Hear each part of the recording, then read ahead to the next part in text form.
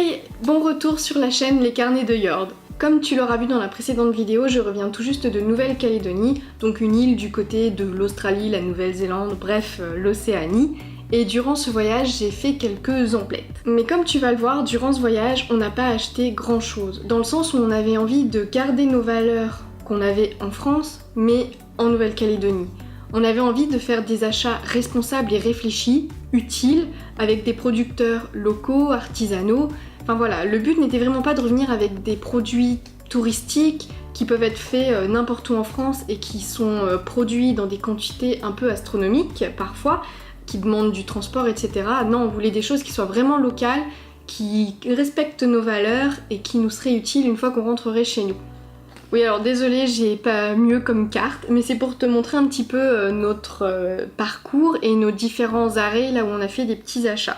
Parce que à la base, quand on est allé en Nouvelle-Calédonie, c'était pour rendre visite à de la famille qui habite à Nouméa, et donc on pensait passer le plus clair de notre temps à Nouméa, mais finalement, ils nous ont fait la surprise de nous emmener un petit peu partout, et donc je vais te montrer où on a été et où on a acheté certains produits qui sont devant moi, mais que tu ne vois pas encore.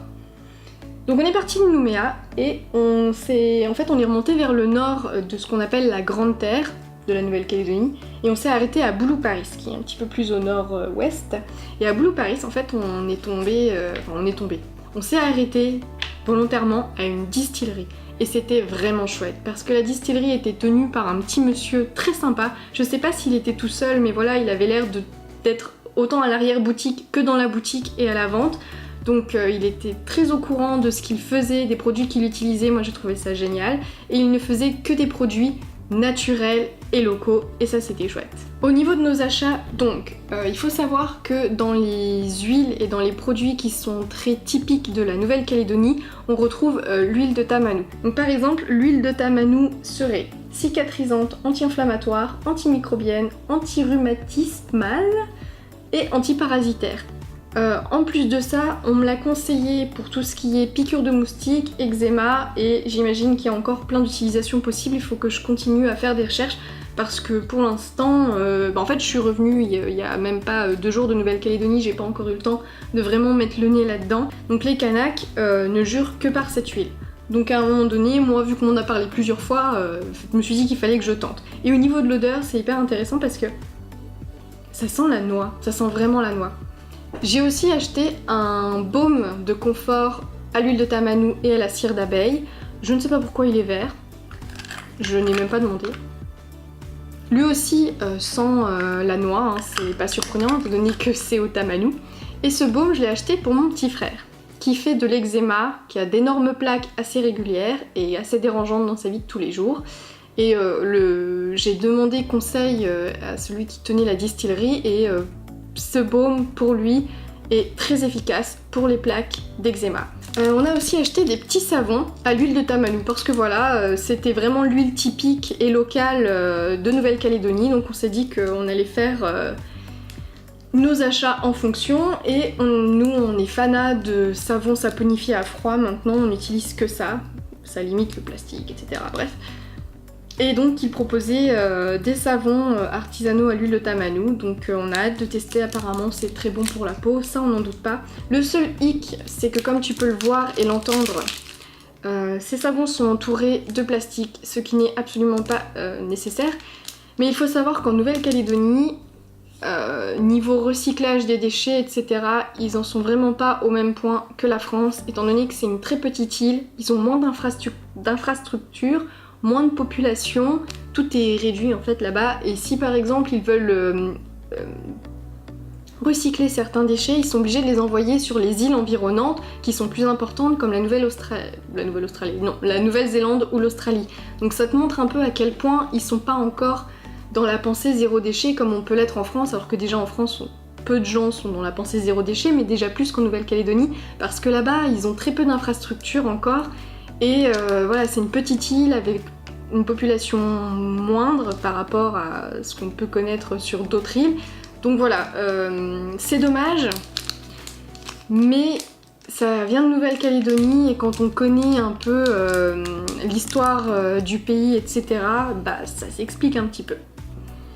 Ensuite, toujours dans la même distillerie, j'ai acheté ce gel, on va dire, même si c'est de l'huile en fait, c'est de l'huile végétale neutre avec de l'huile essentielle d'eucalyptus citronné.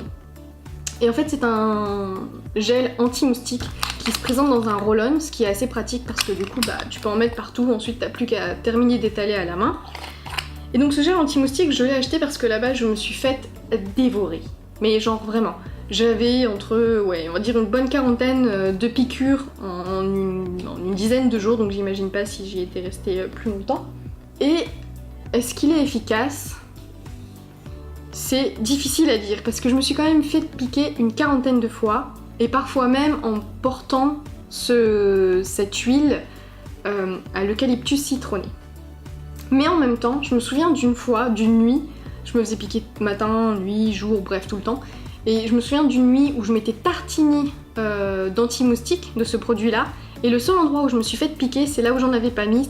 Donc dans ce cas-là, je me dis que s'ils ont piqué nulle part ailleurs, là où il y avait de l'anti-moustique, c'est que ça doit quand même bien fonctionner.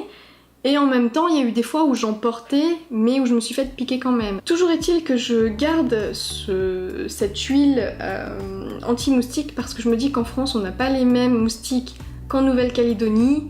On en a beaucoup moins, et puis c'est pas les mêmes, donc je me dis qu'il sera peut-être beaucoup plus utile et performant en France, et puis je te donnerai des nouvelles. Et ensuite quand on a fait de nouveaux achats, c'était surtout à Nouméa quand on y retournait en fait au point de départ de notre road trip.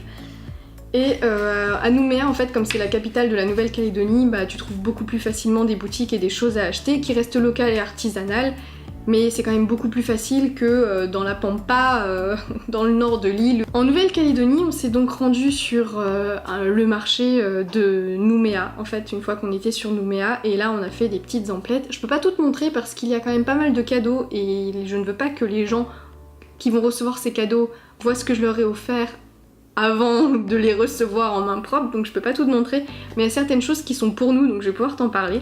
On a par exemple, encore une fois, acheté des savons. On en a acheté 2 en fait à un vendeur sur la place du marché qui était incroyable, ce vendeur, moi j'ai trouvé extrêmement intéressant. En fait sa démarche est vraiment complète, il nous a expliqué qu'il avait été faire le tour des tribus Kanak, donc originaires de la Nouvelle-Calédonie, pour demander aux grands-parents, aux grands-mères, aux arrière-grands-mères, aux personnes âgées, comment elles se soignaient avant avec les plantes, avec les huiles, qu'est-ce qui me fonctionnait le mieux pour elles, pour leur peau, etc. Et donc lui voilà, il est allé voir ces personnes qui utilisaient avant principalement des produits de la terre pour se soigner, se soulager de maux, etc. Et il leur a demandé quels sont les plus efficaces pour ensuite faire des savons avec de vraies compositions en fait. Comme il nous l'a très bien expliqué, ces savons ils sont pas là pour être jolis, ils sont pas là pour faire des bulles, ils sont pas là pour faire des paillettes. Je pense qu'à mon avis il pensait notamment à Lush, mais donc toujours est-il que ces savons à lui ils ont vraiment un intérêt. Et donc il est là pour te parler à chaque fois de la composition, te dire quelle huile, elle sert à quoi, etc. Et donc on a craqué, on en a acheté 2. Et en fait ce qui est intéressant aussi avec ces produits, c'est qu'ils proposent 2 formats, et le plus gros format se présente comme ceci, et c'est hyper pratique parce que si toi-même tu utilises des savons solides, tu sauras que si tu les laisses baigner dans leur jus entre 2 douches, c'est pas bon du tout, ils vont s'user très facilement et ils vont devenir tout mous, alors que là en fait tu peux l'accrocher dans ta douche et il va sécher hyper facilement et tu vas pouvoir le garder super longtemps, l'utilisation sera beaucoup facilitée, enfin bref. Donc il a vraiment réfléchi son produit autant sur la composition que sur l'utilisation. Je profite de son packaging on va dire pour te parler de ceci.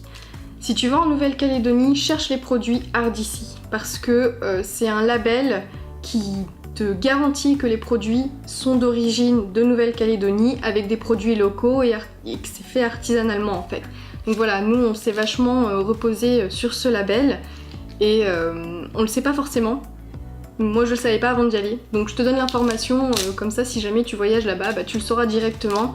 Y a un site qui répertorie je crois toutes les boutiques Ardissi, donc va faire un petit tour si tu prépares un voyage en Océanie. À Nouméa on a aussi acheté de l'infusion de niaouli. Le niaouli c'est une fleur qui est hyper présente en Nouvelle-Calédonie et qui pousse vraiment facilement, qui sent extrêmement bon. Tu sais, c'est la fleur qui... La fleur de Niaouli, tu la connais forcément sans savoir qu'elle s'appelle fleur de Niaouli, mais en fait, elle se retrouve dans l'huile au monoeil. Tu vois l'odeur du monoeil? Et ben c'est l'odeur du Niaouli. Et on s'est demandé ce que ça pouvait donner en infusion. Donc on en a acheté une petite boîte. Et finalement, ce sera même pas pour nous, parce que c'est pour faire un cadeau au... Ça fait partie des petites choses qu'on a ramenées pour les personnes qui ont gardé ces deux petites bestioles-là pendant notre absence. Toujours à Nouméa, on a acheté du miel bio de Nouvelle-Calédonie. Faut savoir que le bio en Nouvelle-Calédonie c'est assez rare et c'est très cher et que oui, on utilise très peu le label bio et il y a peu de producteurs qui se disent bio, soit parce qu'ils ne le sont pas, soit parce qu'en fait ils ne savent même pas que ça existe ou parce que la certification est trop chère pour eux. Enfin bref, c'est très rare de voir des produits bio ou alors ils viennent d'Occident et pas d'Océanie. Et là pour le coup, c'est un miel local, artisanal et bio. Et qui n'était pas excessivement cher pour notre budget. De toute façon, le miel de qualité, ça a un coût et on le sait, donc c'était pas un problème de mettre de l'argent dans un bon miel. Donc voilà, on a hâte de goûter ça. Et pour terminer, on s'est aussi fait plaisir avec des bijoux. Pour tout ce que je t'ai montré là comme souvenir, ce sont des achats utiles donc, mais qui vont s'amoindrir, qui vont s'utiliser et un jour on n'en aura plus. Genre nos savons, une fois qu'on les aura utilisés, on n'en aura plus. Le miel, une fois qu'il sera fini, il sera fini.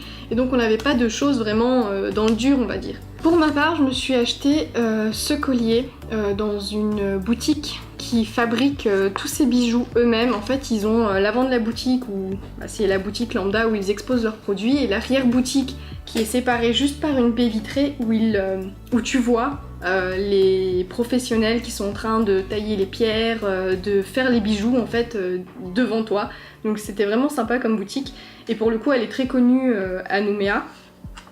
Et en fait, c'était une boutique qui est spécialisée dans les perles, parce que voilà, les perles en Nouvelle-Calédonie sont très prisées, elles sont vraiment typiques de là-bas, de tout ce qui est île malaisienne, polynésienne. On retrouve forcément des perles et des bijoux avec des perles. Il y a plusieurs types de perles, et pour ma part, j'ai choisi une perle d'eau douce, parce que déjà sa couleur me plaisait plus. Savoir que la perle d'eau douce est plutôt dans les tons doré, rosé, blanc, tandis que la perle plutôt tahitienne, polynésienne ou malaisienne sera plutôt dans les tons vert très foncés, un peu entre le bleu et le vert mais très foncé. Niveau production de ces perles, j'ai aussi préféré la façon dont ça se passait pour les perles d'eau douce plutôt que pour les perles malaisiennes et polynésiennes. Là n'est pas le sujet donc je vais pas rentrer dans les détails, mais voilà, ça correspondait plus à mes valeurs aussi. Et monsieur lui s'est offert aussi un collier, mais plutôt que d'avoir une perle, il a choisi un tiki. Je vais pas savoir te définir vraiment le tiki parce que voilà, c'est vraiment de la culture de là-bas. Donc je vais plutôt te lire ce qui est donné avec le certificat du tiki comme définition, on va dire, pour te présenter un peu le tiki, ce que c'est. Donc, le tiki est une sculpture originaire d'Océanie. Il représente un homme ou une tête d'homme. Dans certaines régions du Pacifique, les tikis symbolisent Tiki, l'ancêtre mi-humain, mi-dieu qui fut le premier homme. C'est ce personnage mythique qui engendra les humains. Les Polynésiens s'en servent également comme protecteurs contre les mauvaises énergies. Ils vénèrent les tikis et leur accordent un pouvoir sacré. Dans tout le Pacifique, la notion de partage et d'échange est très importante. Offrir un tiki a une force symbolique. Vous représentez pour celui qui vous l'offre respect, amour ou estime. Donc voilà, on peut s'offrir un tiki à soi-même, mais aussi on peut l'offrir aux autres et ça a énormément de symbolique pour les Kanaks. J'espère que tu auras trouvé cette vidéo intéressante, que si toi aussi tu voyages dans tes pays lointains, tu auras envie de te faire plaisir tout en gardant à l'esprit tes valeurs et en te disant que c'est toujours plus intéressant de donner notre argent à des producteurs locaux et artisanaux plutôt qu'à des grandes entreprises qui viennent de l'autre bout du monde et qui font ça en quantité astronomique sans se préoccuper du bien-être au travail de ses employés et de leur impact sur l'environnement, etc. Donc voilà, en plus si tu vas en Nouvelle-Calédonie, j'espère que je t'aurai donné quelques petits tips pour savoir où retrouver des boutiques. N'oublie pas cette petite chose. Et voilà, en attendant la prochaine vidéo, je te laisse sur quelques images qui viennent de ce beau pays.